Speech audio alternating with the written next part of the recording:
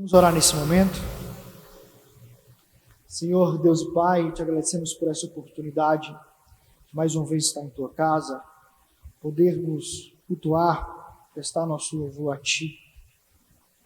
Abençoe este culto de ensino, ilumine a nossa mente, nossos corações, faça com que a gente venha aprender cada dia mais e mais da Tua palavra e de Ti, sobre Ti, ó Pai. Abençoe este dia, mais esta aula, é isso que te pedimos. Amém. Amém?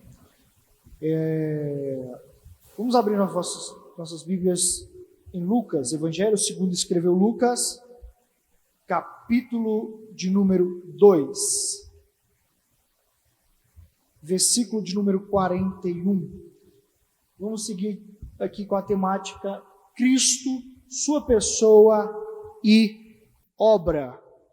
Como eu disse semana passada, vou repetir mais uma vez, é muito importante para todos nós que seguimos a Cristo, que acreditamos na palavra de Deus, a qual tem a centralidade em Cristo, palavra a qual é a nossa base de fé,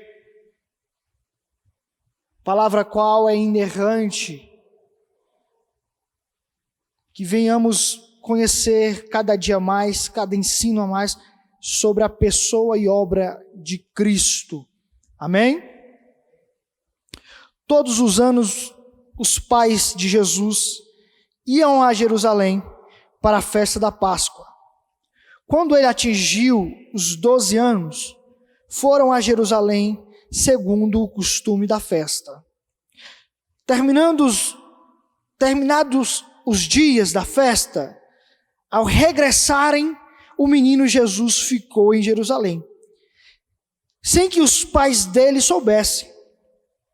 Pensando, porém, que ele estava entre os companheiros de viagem, andaram o dia inteiro, e então começaram a procurá-lo entre os parentes e os conhecidos. E como não o encontraram, voltaram a Jerusalém, à sua procura. 3 dias depois, o acharam no templo, assentado no meio dos doutores, ouvindo-os, fazendo-lhes perguntas. E todos os que ouviam o menino se admiravam muito da sua inteligência e das suas respostas. Logo que os pais o viram, ficaram maravilhados. E sua mãe lhe disse: Filho, por que você fez isso conosco? Seu pai e eu estavam aflitos à sua procura. Ele respondeu, por que me procuravam? Não sabia que eu tinha de estar na casa de meu pai?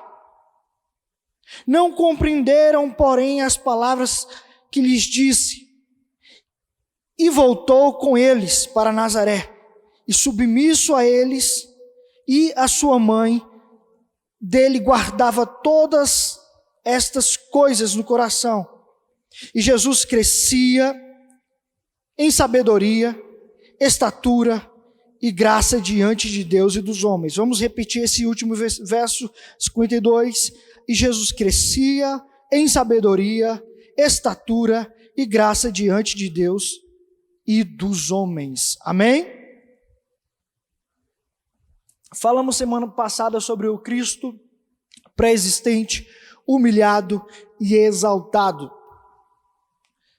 Não diferente muito de hoje, vamos dar continuidade sobre, pode passar o próximo aí, sobre a vida humana de Cristo, ou de Jesus, e suas limitações. Vamos ver aqui, antes de dar continuidade aqui, como ser humano, Jesus viveu normalmente, como qualquer outro homem, embora sem pecado. Em todas as coisas, Cristo foi semelhante a mim e a você.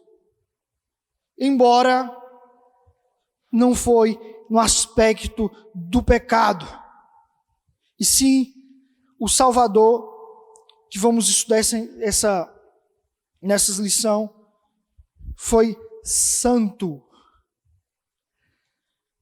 Próximo, vamos ver a primeira parte aqui, a vida humana de Jesus. Pode passar. E aqui temos esse texto como base, essa noite, e a parte-chave a qual vamos meditar um tanto nessa noite, de tudo isso que lemos aqui, essa parte que é o versículo de número 52, e crescia Jesus em sabedoria, estatura e graça diante dos homens e de Deus. Pode passar, Douglas. Primeiro ponto, vamos aqui a partir de agora entrar no curso da história. Vamos ver no livro da genealogia, ali no começo de Mateus, no capítulo 1, a partir do verso 1, vamos ver que Jesus, no início do Novo Testamento, apresenta a genealogia de Jesus aqui, e vamos ver que ele é desde Abraão. A partir de Mateus 1, vamos ver através daquela genealogia, né, que muitas das vezes a gente acha chato, por que isso? Tem irmão que pula, né, pastor? Eu vou pular essa parte aqui que vai me edificar em quê? Eu não vou gravar tudo isso, mas tem uma certa importância. Principalmente no que estamos falando aqui nessa noite. Para a gente entender um pouco da questão da pessoa de Cristo, da humanidade de Jesus, a gente vai ver ali sua descendência humana, sua genealogia, que ele vem desde Abraão. Pode passar? Embora falamos aqui semana passada, em João 8,58, respondeu-lhe Jesus: em verdade, eu vos digo, antes que Abraão existisse, eu. A gente pega aqui a genealogia que vai falar que ele é desde Abraão, e vamos ver que uma certa feita, ele falando aos homens, ele vai dizer: antes de Abraão, eu. Falamos semana passada aqui que Jesus é 100% homem e 100% Deus, ou 100% Deus e 100% homem. Como Deus, ele é antes de Abraão. Como homem, pela sua genealogia, ele é desde Abraão. Aqueles homens que falamos aqui semana passada, eles se assustaram. Falaram para Jesus: como assim? Você está falando que é antes de Abraão? E ele usa a língua de eu sou, a identidade de Deus, que Moisés teve que usar, que Deus aconselhou a Moisés. Falou: quando perguntar alguma coisa aí, já que você está receoso de ir até o povo, e eles perguntarem, quem te enviou, você fala que o eu sou te enviou. E aqui Cristo toma essa prerrogativa para si. Eu sou antes de Abraão. Lembra que mostramos o gráfico aqui semana passada, da pré-existência de Cristo, da humilhação e da glorificação? Em sua pré-existência, na linha da eternidade, que não sabemos quando começa ou quando termina, assim é Cristo. Não sabemos quando começa ou quando termina. Ele é eterno. E dentro aqui, ainda entrando nesse primeiro ponto, entrando no curso da história, vamos ver que ele não apenas se tornou humano, mas também viveu como um de nós. Jesus teve mãe, pai, foi adotado ali pelo seu pai, teve irmãos, irmãs, tios, primos, avós. Ele fez parte de nossa família terrestre, para que pudéssemos fazer parte da família celestial. Amém? Assim como a Trindade é uma junção ali de um relacionamento, e ali tem a Trindade para que nós venhamos nos relacionar, assim como a Trindade, o Pai, o Filho e o Espírito Santo se relacionam.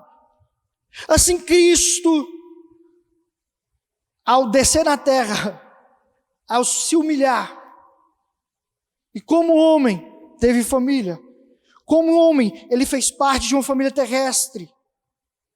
Aqui ele deixa também um exemplo para que pudéssemos fazer parte de uma família celestial.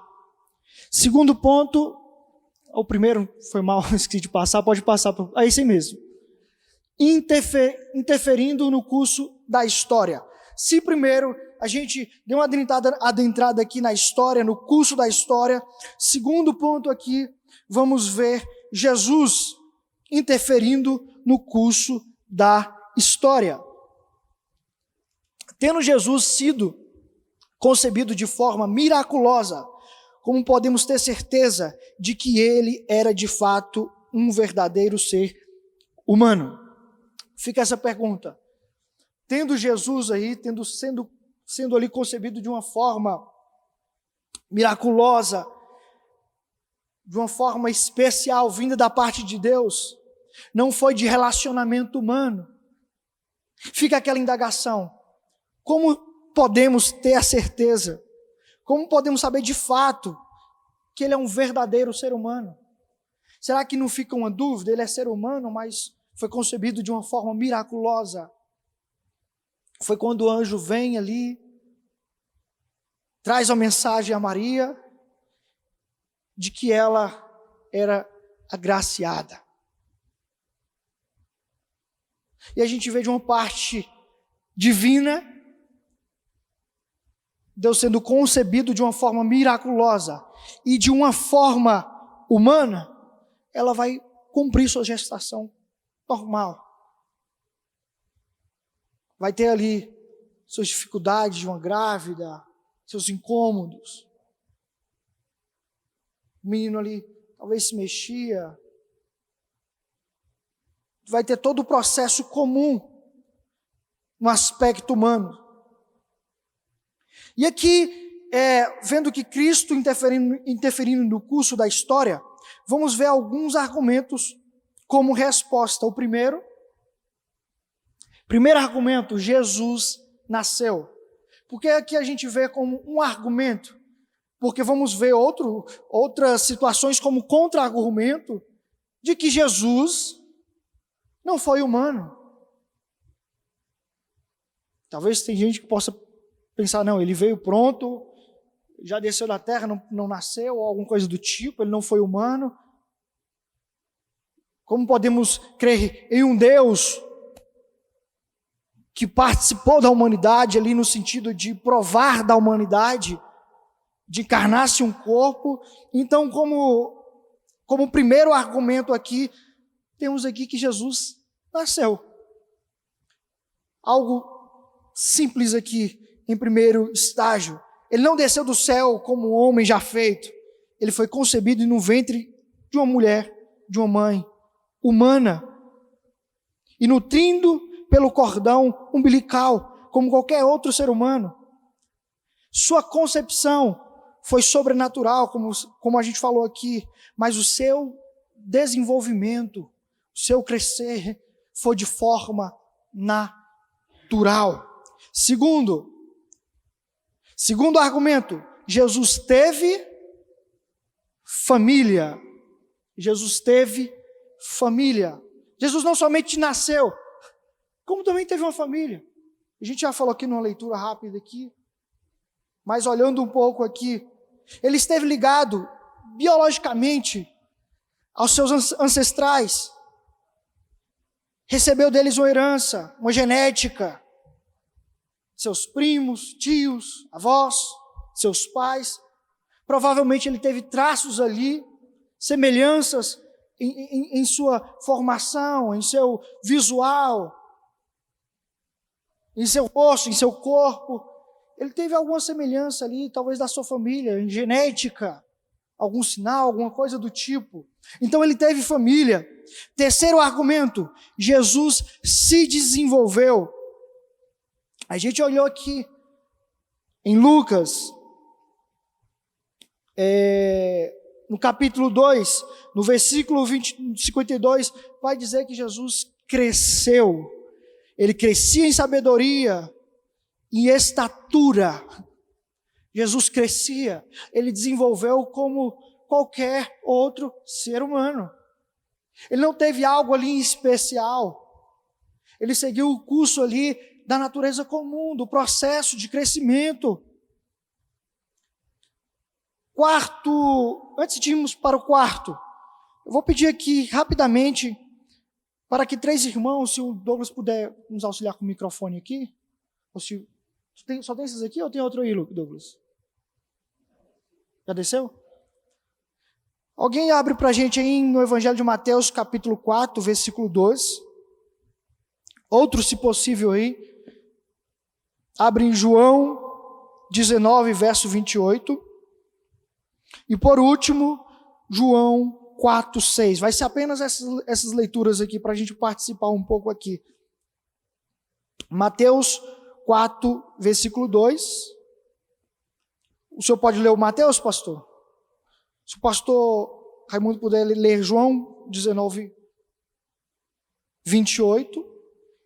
Um terceiro puder ler João 4, versículo 6. Vou ser grato e a gente vai participar juntos aí. Vamos ver que sua capacidade física era limitada. Ele sentia fome e fraqueza quando jejuava. Mateus 4, 2. E depois de jejuar 40 dias e 40 noites, teve fome. Agora aí, João 19, 2, 8.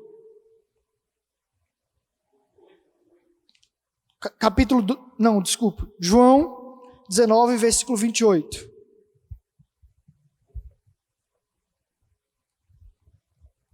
A gente viu aqui no primeiro que o pastor leu, que ele tinha sede. Agora vamos ver o que vai nos dizer aí em João, capítulo 19, versículo de número 28. Depois, vendo Jesus que tudo já estava consumado, para que se cumprisse a Escritura, disse: tenho sede. Foi João 19, 28? É 28? 28. É isso? Acho que era a confirmação então dos dois aí. Sentia sede. Agora João 4, versículo 6. Aí, mãe, logo atrás ali. O último. Estava ali a fonte de Jacó. Jesus, pois, cansado do caminho, assentou-se assim junto da fonte. Era isto quase a hora sexta. Aqui a gente viu que ele ficava cansado. Só corrigindo aqui o que o pastor leu, a gente viu que aqui ele sentiu fraqueza quando jejuava. O segundo, a gente viu aqui que ele sentia sede, que o pastor Raimundo leu. E por último, vimos aqui que Jesus se cansava. A gente pode observar aqui que ele não tinha uma porcentagem do seu poder divino emprestado em sua natureza humana para com que ele fosse poupado de fraqueza, sede, cansaço, até mesmo tristeza. A Bíblia vai dizer que quando Jesus soube da morte de João Batista, ele se retirou para um lugar deserto.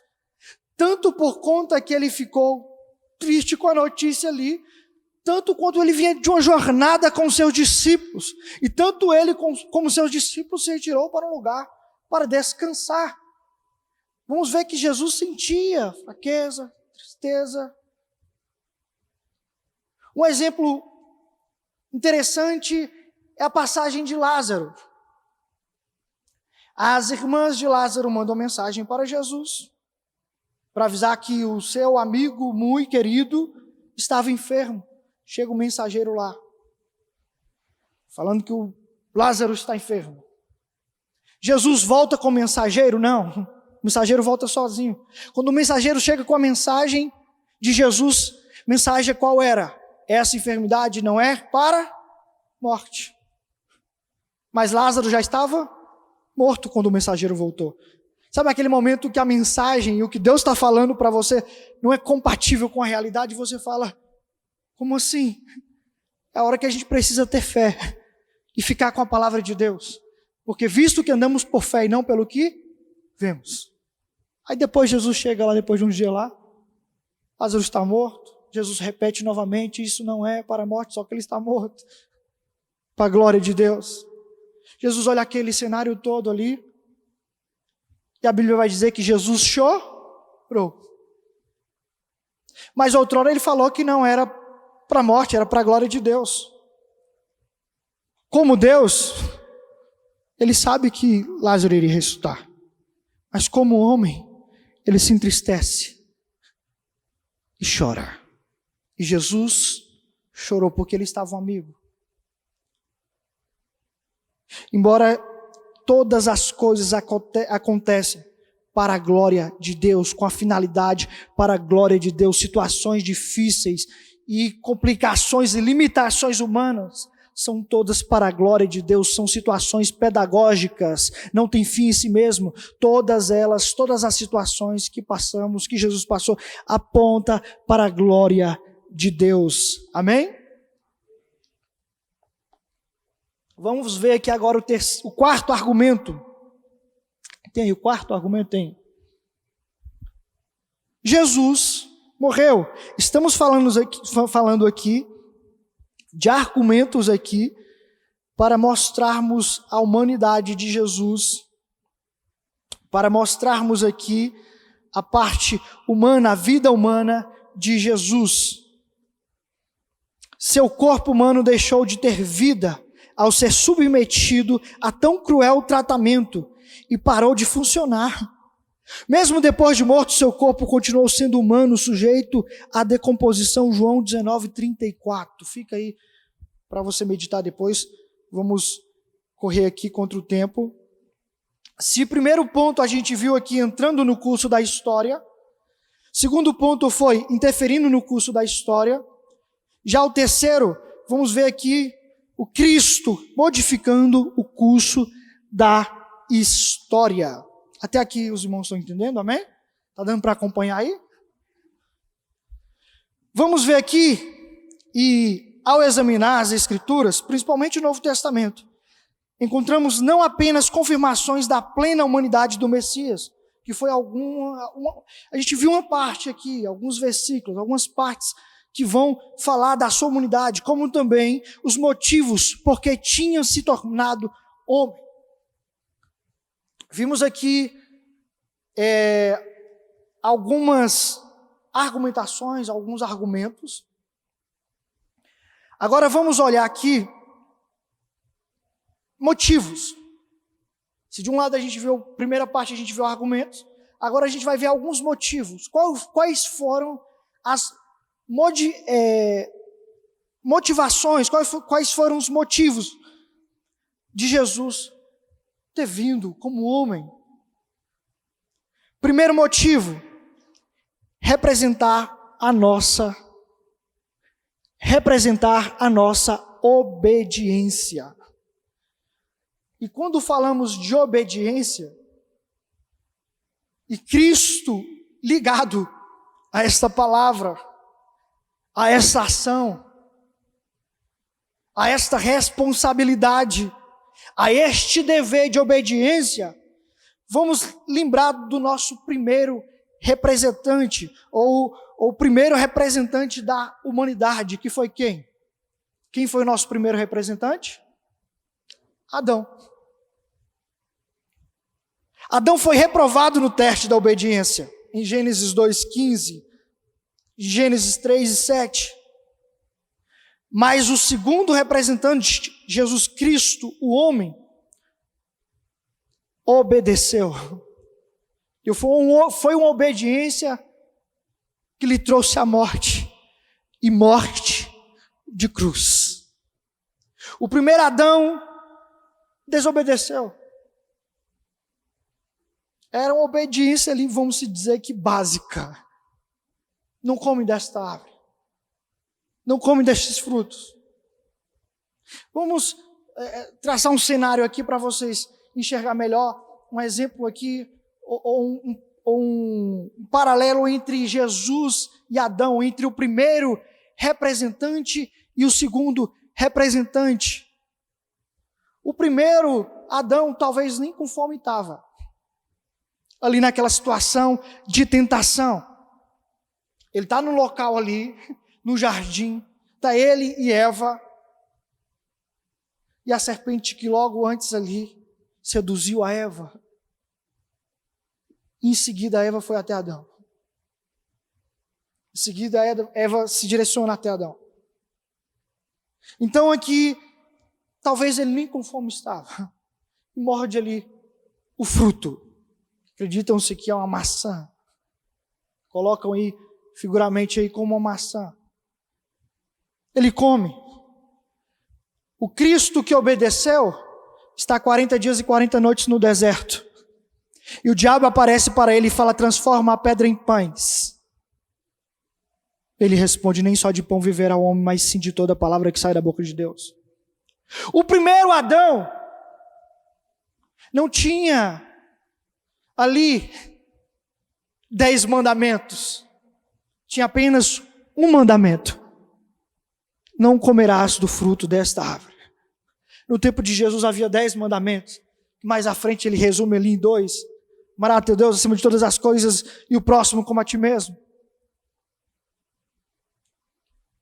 E continua a obedecer e seguir o seu propósito. O primeiro Adão não tinha responsabilidade de salvar ninguém. Já esse segundo Adão, já esse Cristo que veio em forma de homem, tinha a responsabilidade de salvar os seus escolhidos. A gente vê aqui pequenos paralelos. O primeiro Adão foi tentado no jardim, algo perfeito, belo.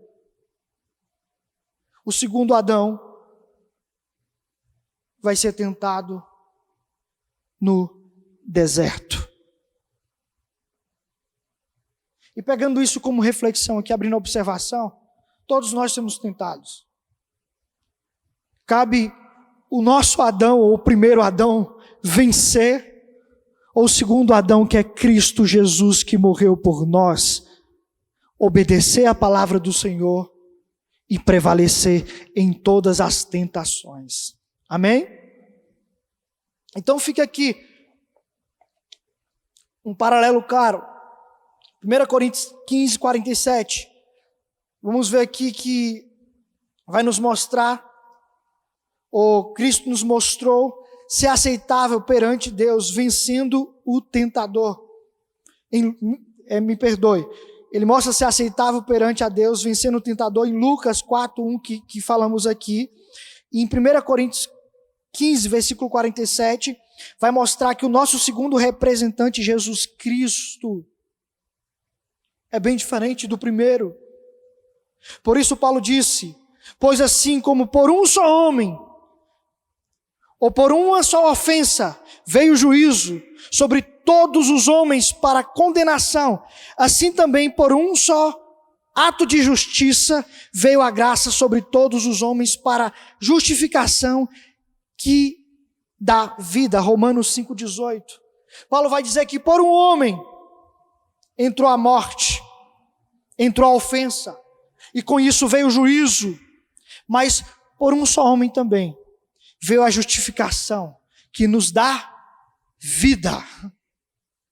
Tem pessoas que às vezes se indagam ou até questionam, pastor, alguém que se compromete ali a estudar ou falar alguma coisa, ou pregar, ou falar do Senhor. Fala: mas se Adão pecou, eu não estava lá, o que eu tenho a ver com isso? Por que eu tenho que pagar a conta? Foi Adão quem pecou. Por que eu pago a conta? Acho que algum dos irmãos possa até se perguntar nisso, né? Eu vi o Luiz Saião, pastor, uma vez falando. Não quer pagar conta, não quer participar dessa parte da humanidade caída. A gente fala: não caí, a culpa foi de Adão. Fica um dia sem pecar. Você pode deixar Adão de lado, ou o que a Bíblia fala de Adão. Fica ali uma semana ali só no óleo, assim, na perfeição. Eu vi um rapaz dizendo também esses dias, que às vezes questionamos, por que Adão pecou e eu pago a conta? Mas o interessante também é que Cristo morreu por nós e você também não estava lá, você não foi crucificado. E Ele fez isso para te salvar com um alto preço. Então o que a gente tem que fazer não é indagar, não perguntar o porquê, mas sim confiar nesse Cristo que morreu por nós, que foi humilhado, mas também foi exaltado. Amém? Segundo motivo, o primeiro motivo, representar nossa obediência. Segundo motivo, oferecer sacrifício substituto. Vamos passar mais adiante aqui para ganharmos tempo. A gente vai ver uma referência aí em Hebreus 2,17 para este segundo motivo, oferecer sacrifício substituto. Cristo foi nosso sacrifício, foi o substitutivo, foi um sacrifício substitutivo. Às vezes a gente pensa, Cristo morreu por nós para nos livrar do diabo, da mão do diabo. Cristo morreu por mim, por você, para nos livrar da ira de Deus. Não foi do diabo, o diabo só aproveitou da situação ali. Mas Cristo estava ali, na cruz, sendo derramado sobre ele a ira de Deus, que era para mim e para você. Mas quando ele é crucificado ali, vem o terceiro dia, ele ressuscita, o véu não se rasga de baixo para cima, ele se rasga de cima para baixo, o véu ali do templo, dizendo para mim e para você, você tem livre acesso, você pode falar com o Pai, você não precisa mais um sacerdote, você tem livre acesso ao Pai. Quando você quiser falar com Ele, entre e fale com Ele, porque teve um sacrifício. Cristo veio oferecer um sacrifício substitutivo. Hebreus 2,17 vai ficar melhor aí. Terceiro motivo, intermediar entre Deus e o homem. Não tínhamos algo que nos ligasse a Ele. Ele é a ponte. Billy Graham vai dizer que se você for falar para um grupo de formiga que está à beira do abismo, que mais à frente tem um abismo, elas não vão te entender. Quem te vê de fora vai achar que você é louco falando com formigas. A única forma é você se tornar uma formiga ali e falar com eles. Tem problema ali na frente. Cristo se fez homem para intermediar entre Deus e o homem. Ele morreu para intermediar entre Deus e o homem. Ele deu o seu sangue ali. Porquanto há um só Deus e um só mediador entre Deus, homem, Cristo Jesus. Homem também, como nós, 1 Timóteo 2,5. Não há uma segunda via ou uma terceira via. Ele é o único. Não há Pedro, Paulo, João. Ele é o único caminho para intermediar. João fala, filhinhos, não pequeis, mas se pecardes, tem um advogado justo e fiel, que está ao lado do Pai, intercedendo por você, intermediando por você, pela tua vida. Ele é o único intermediador, meu e seu.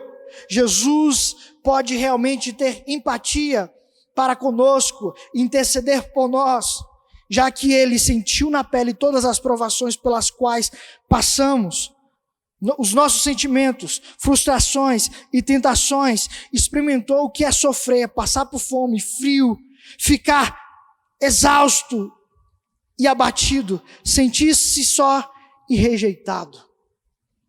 Então, se um dia você se abater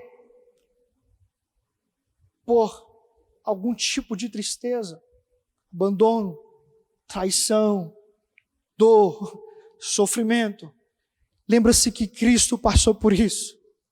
Ele veio para intermediar entre sua vida e a pessoa de Deus. Então ninguém mais sabe do que Ele, o que você passa, o que você sente. Às vezes um outro aparece por aí dizendo, não, mas você não precisa falar com Ele porque Ele já sabe o que você sente. Ou você não precisa confessar os seus pecados porque Ele já sabe. Não, você precisa confessar. Quer orar? Fale com Ele. Você precisa falar com Ele. Ele quer ouvir. Porque Ele, juntamente da terceira pessoa da Trindade, o Espírito Santo, intercede por nós. A Bíblia vai dizer que a gente nem sabe orar como convém. É preciso o Espírito Santo vir consertar nossas orações ali e levar até Deus. E não é por conta disso que a gente vai deixar de falar com Ele, de confessar-se a Ele. Porque Ele está ao lado do Pai para levar as nossas dores, nossas preocupações, nossos dilemas, nossas frustrações, nossas ansiedades. Ele passou pelo que eu e você passou. Está aqui mais um motivo, ou um dos maiores motivos,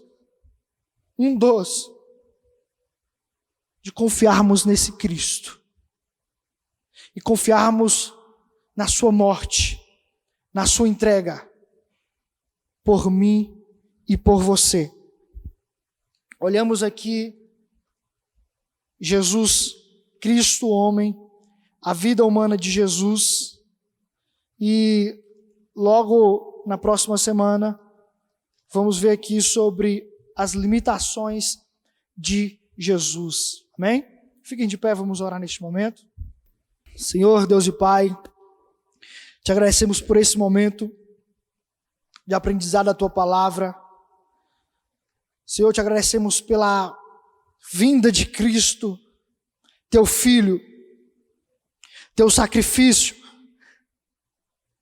a qual o Senhor substituiu por nós, a qual recebeu, ó Pai, Seu castigo, que nos traz a paz, ó Pai, estava sobre o Teu Filho, ó Deus. Então, Deus, nessa noite, te agradecemos. Deus, faça com que cada palavra, ó Pai Senhor, sobre a pessoa e obra de Cristo, venha estar, ó Pai Senhor, fixe em nossa mente, ó Pai Senhor, em nosso coração, que nós venhamos guardar a Tua palavra, ó Pai, sobre o Teu Filho, sobre, ó Pai Senhor, Sua obra, sobre Tua pessoa, e que venhamos confiar, ó Pai Senhor, se deleitar nele, e esperar nele, e a cada dia meditar e prosseguir em conhecer a Ele, ó Pai, pois como vamos seguir, ó Pai, só alguém que não conhecemos, ó Deus. Abra nosso coração, nossa mente, ilumina a Tua palavra em nossos corações e mente, para que possamos conhecer a pessoa de Cristo, para que possamos, ó Pai Senhor, conhecer aqui Cristo, para que assim venhamos, ó Pai Senhor, falar da pessoa dEle, falar aos outros, ó Pai Senhor, sobre a obra dEle, e, ó Pai Senhor, falar da maior obra feita no mundo, ó Pai, da Sua morte e ressurreição, do plano de salvação, a qual o Senhor presenteou por meio de graça, da Tua graça, que é um favor imerecido, ó Pai Senhor, aos Teus filhos, aos Teus escolhidos, ó Pai. Te agradecemos, ó Pai Senhor, por tamanho sacrifício. Te agradecemos, ó Pai Senhor, pela pessoa de Cristo. Te agradecemos, ó Deus, pela obra de Cristo nessa noite. Em nome do Pai, do Filho e do Espírito Santo de Deus. Amém.